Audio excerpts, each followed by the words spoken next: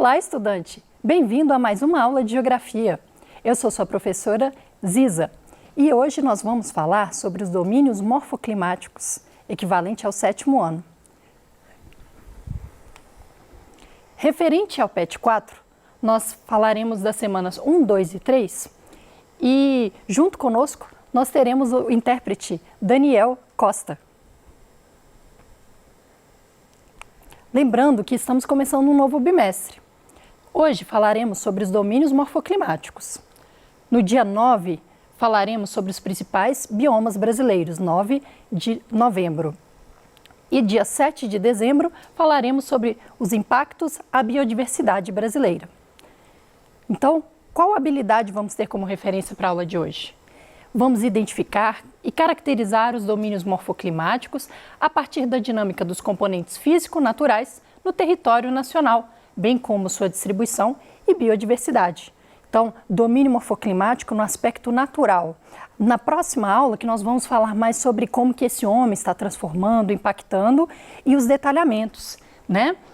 Hoje, então, compreender a dinâmica natural de cada domínio morfoclimático sem interferência humana. Esses detalhes dos biomas, interferência, adaptações do espaço serão estudados na próxima aula. Lembrando que a geografia é uma ciência que estuda muito o aspecto visual, né? Então, por exemplo, a paisagem, ela nos vai dar referência de, é maior porte ou menor porte, as texturas, os elementos desse espaço, né? E a partir disso, nós podemos identificar diferentes características em diálogo. E é o que nós veremos, os aspectos naturais como relevo, zonas climáticas, vegetação. Além disso, as regiões, elas nos dão a referência de quais agrupamentos que nós vamos fazer sobre esses elementos da paisagem. Então, vejam só, o geógrafo Aziz Nassib Absaber, mesmo que tenha esse nome estranho, ele é brasileiro, viu? E ele fez uma grande contribuição, que foi a regionalização dos domínios morfoclimáticos. Ele colocou um agrupamento com o domínio amazônico, as araucárias, a caatinga, o cerrado, os mares de morros, as pradarias e as faixas de transição. Mas aí você pode parar e pensar assim, mas Isa, a gente está falando de vegetação? Vegetação também. Vejam só que está faltando, por exemplo, dizer que é Mata Atlântica. Os mares de morros é onde nós encontraremos a vegetação da Mata Atlântica, por exemplo. E essa palavra complicada, né, morfoclimáticos, o que quer dizer morfo? É forma, tá? Esse modelado da superfície e climático, que a gente vai fazer menção a como que esse modelado ele vai corresponder às condições de temperatura e precipitação. E para isso, o próprio Aziz Absaber, ele vai ter como referência o Jurandir Ross, que vai trazer o levantamento de que o Brasil possui planaltos, planícies e depressões. Principalmente no Brasil, a gente pode ver nesse mapa que temos principalmente planaltos e depressões. Já as planícies, elas se encontram no litoral e ao longo das bacias hidrográficas. Olha só aqui na bacia amazônica, né? Então, essa aula não é sobre unidade de relevo, mas vamos uma revisão aqui bem básica. Planaltos são as grandes elevações e essas elevações não estão sendo mais soerguidas por placas tectônicas, elas são formações antigas, elevadas e íngremes. Podemos denominar como serras, chapadas, cuestas, a depender da sua condição geológica. E depressões? São as áreas rebaixadas com relação a outras elevações, então é uma depressão relativa, né? Então, formações rebaixadas entre morros. Então, a gente olha na paisagem áreas rebaixadas, cercado de grandes elevações. E as planícies? Como já mencionamos, né? As formas suaves, rebaixadas, presentes no litoral ou à margem de rios. Elas são rebaixadas e têm a presença de águas, seja do rio ou do oceano, escavando esse processo erosivo. E já que estamos falando dos domínios morfoclimáticos, vamos falar sobre os aspectos climáticos também. O Brasil, no mapa, como podemos ver, ele é cortado por duas linhas imaginárias importantes para nós. Um é a linha do Equador. O outro é o Trópico de Capricórnio. Logo, nós teremos ao norte do Brasil o clima equatorial e a maior parte do território o clima tropical, e a sul do Trópico de Capricórnio teremos o clima subtropical. O mundo também tem o Trópico de Câncer. E os principais climas? Nós temos o clima equatorial, o clima tropical semiárido, tropical típico, tropical de altitude, tropical litorâneo e o subtropical. Olha só esse tanto de tropical. Por que tem tanto tropical? Porque eles vão se distinguir. A gente vai ver para cada domínio essas diferenciações. Mas eu já adianto que o semiárido, eles estão relacionados a menos precipitação anual. O tropical típico é aquele mais comum que todo clima tropical tem. É o fato de que o clima tropical tem um verão chuvoso e quente. E o inverno é frio e seco. Isso para todos esses tropicais aqui. E o tropical de altitude, ele vai ter temperaturas médias mais baixas devido ao fator da altitude. E o tropical litorâneo, a maritimidade vai fazer com que tenha mais precipitação, tá? E o subtropical também, já falamos, a sul do Trópico de Capricórnio. Começando pelo domínio de transição. Então, os domínios de transição, eles serão essa parte aqui, ó, a faixa de transição, a parte acinzentada do mapa. E com isso, nós percebemos que está entre os principais domínios. O próprio nome transição quer dizer que nós teremos uma faixa de mudança, onde há características de mais de um domínio, além de apresentar os endemismos, que são as espécies exclusivas daquele bioma. Um exemplo que nós teremos é a faixa de transição da Mata dos Cocais, que tem na transição do domínio amazônico com a Caatinga e o Cerrado. Vejamos no mapa. Aqui fica a Mata de Cocais, o domínio amazônico, Cerrado e Caatinga, e aí aqui terão espécies que só existem por causa das condições desse encontro desses domínios. Isso é muito interessante. A transição, então, ela é a passagem de um domínio para outro, que não é repentino. E o domínio amazônico, que fica localizado na região norte do Brasil. O domínio amazônico, como sabemos, a floresta amazônica, o clima, ele é equatorial, quente e úmido. A zona equatorial no planeta todo é a zona que mais tem precipitação. Então imagina como que é essa reprodução dessas espécies. É muito bom para a biodiversidade essas condições. Além disso, o relevo é de planícies e depressões. Então, muito rebaixada essas condições desse domínio. Além disso, é banhado pela bacia amazônica.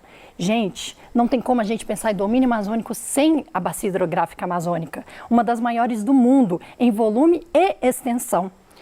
E, além disso, o seu solo é ácido, raso e pouco fértil, o que falaremos na próxima aula também. Essa fotografia, quando eu tirei, eu achei muito poético a gente ver o reflexo da água colocando a floresta refletida, o que vai mostrar a questão da floresta não existe sem o rio, e o rio não existe sem a floresta, pelas matas ciliares e pela sua, para direcionar até o mar. Outra questão também é a suma-uma, que é uma árvore tão longa, tão alta, que ela pode chegar até mesmo mais de 100 metros de altura. Imagina o que essa floresta tem de condições para a vida, né? E voltando também a outra fotografia, lembrando que a própria floresta amazônica, ela tem tantas espécies tão próximas umas das outras que é difícil adentrar. Muita sombra, espécies lenhosas, herbárias, de cipós, bromélias. E o domínio das caatingas? Fica na região norte do Brasil, e aqui em Minas Gerais nós temos também, no norte de Minas, o Vale do Jequitinhonha mesmo, para provar para nós, não é mesmo? Então, a vegetação da caatinga, ela é adaptada à seca, porque o seu clima é tropical semiárido, o que quer dizer que as estações chuvosas, elas ficam concentradas em poucos meses, e com isso, a sua a sua planta é adaptada com um sistema que pode armazenar água ou economizar perda a perda de água nas suas folhas, já que ela vai se adaptar em forma de espinhos. O relevo, temos depressões interplanáuticas, ou seja, entre planaltos e chapadas. Além disso, o solo da caatinga ele é raso, pedregoso e argiloso. Mas tem uma vantagem o fato dele ser argiloso. Mesmo que ele seja pedregoso e raso, quando bem irrigado, nós temos um solo bastante fértil. E os rios são intermitentes nas estiagens. O que quer dizer? Quer dizer, vamos colocar aqui,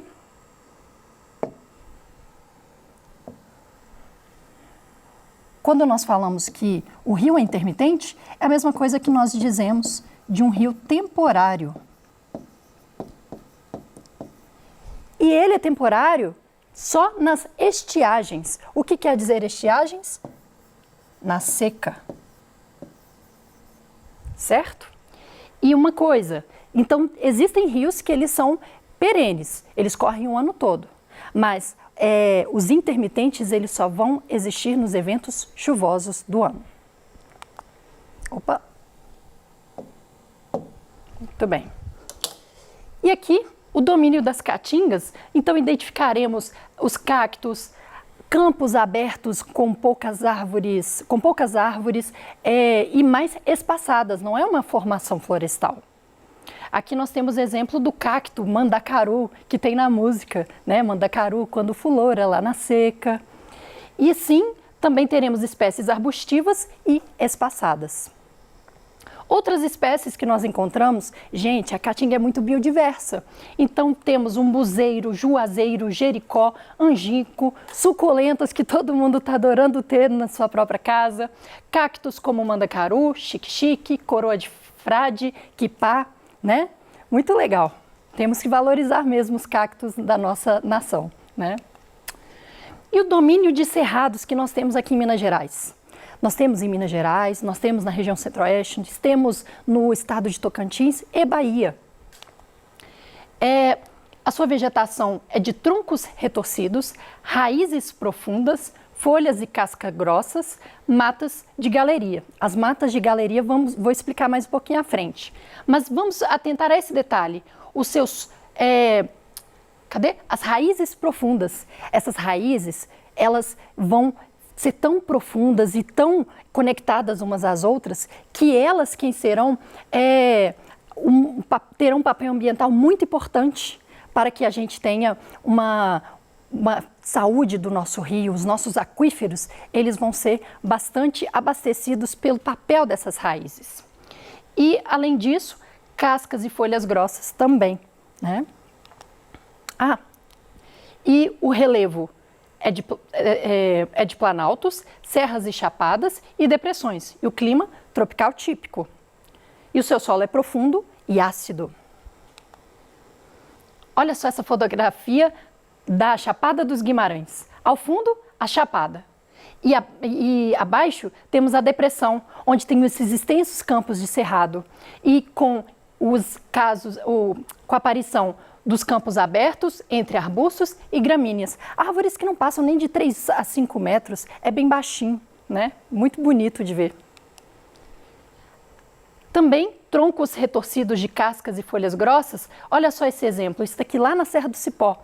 A árvore, ela não é muito alta e toda retorcida. Isso daqui é uma só árvore, tá? E ela tem essa característica pelo seu alto teor de alumínio que ela absorve do solo. Outro detalhe é que o cerrado ele tem diferentes feições.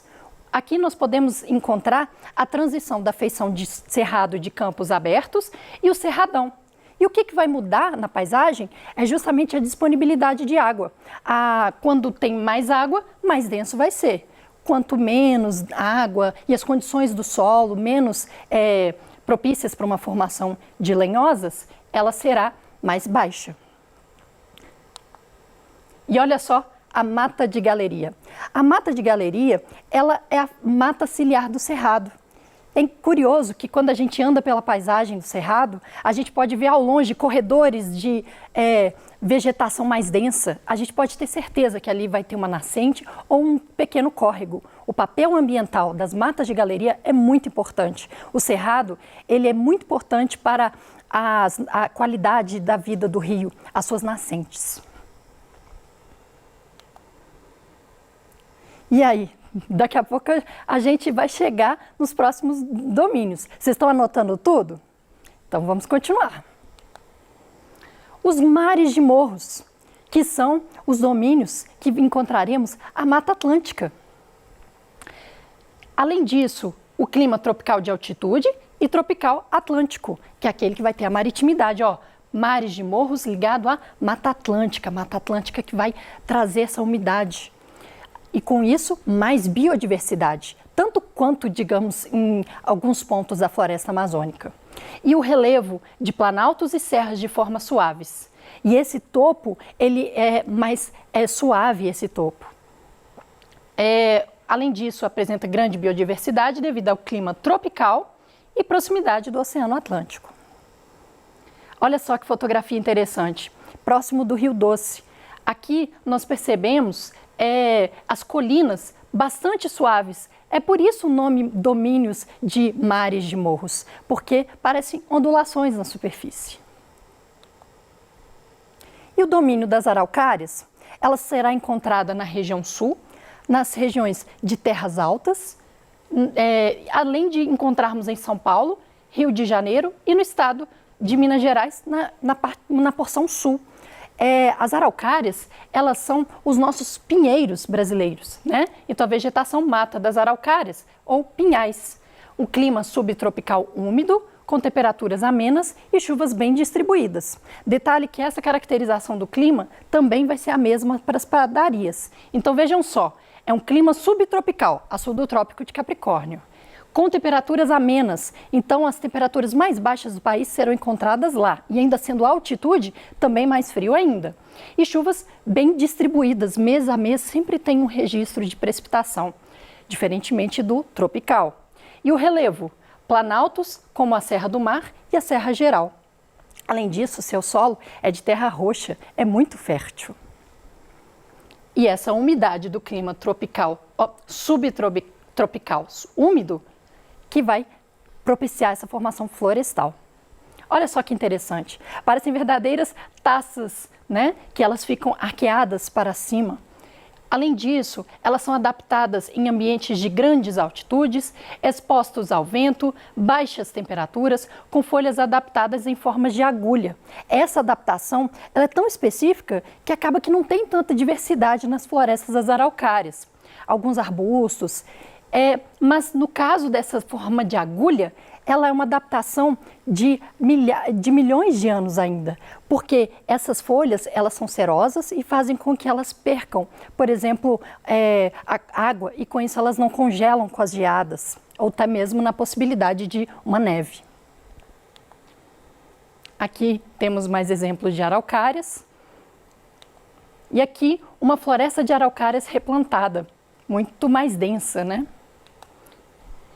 E o domínio das pradarias é o domínio que nós encontraremos apenas no Rio Grande do Sul, no Brasil, tem na Argentina e no Uruguai também. A palavra prados faz menção a áreas planas e com gramíneas. E outro nome que nós vamos dar para as pradarias aqui no Brasil serão pampas ou campos sulinos, sulinos fazendo menção a sul. E o clima é subtropical úmido, aquilo que nós vimos nas araucárias. E o relevo? Planaltos, chapadas, serras e coxilhas e áreas inundáveis. Então, são áreas bem extensas, planas, a gente cansa de ver o horizonte assim, com campos abertos, com as vegetações em forma de gramíneas, os próprios campos que nós temos naturais. E o seu solo de terra roxa, que é fértil e úmido. Olha só essa fotografia. Nós temos, então, essa variação de diferentes capins. Então é isso, né? Na aula de hoje nós estudamos as paisagens brasileiras, identificamos cada uma delas em regiões, Fizemos o estudo integrado dos aspectos naturais, vimos as principais características de cada domínio morfoclimático e reconhecemos os domínios morfoclimáticos e as faixas de transição. Essas são as referências bibliográficas. Eu agradeço e até a próxima aula. Tchau, tchau!